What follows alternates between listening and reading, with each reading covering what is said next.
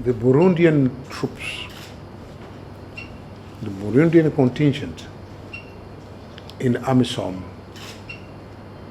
is made up of dedicated, committed, competent, capable, and courageous soldiers. These soldiers are responsible for maintaining the security of an entire state of Hirshabelle. They are deployed in many forward operating bases, and they have been very bravely defending these forward operating bases.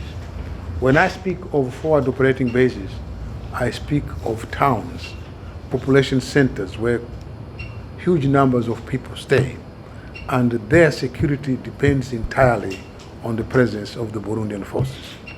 If the Burundian forces were not in those towns would have been overrun and Al-Shabaab would have committed atrocities against that population. That's how important the presence of the Burundian forces is.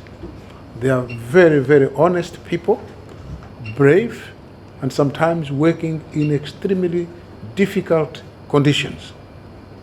Very difficult, with shortage of equipment, shortage of logistical support, and still performing and delivering their mandate.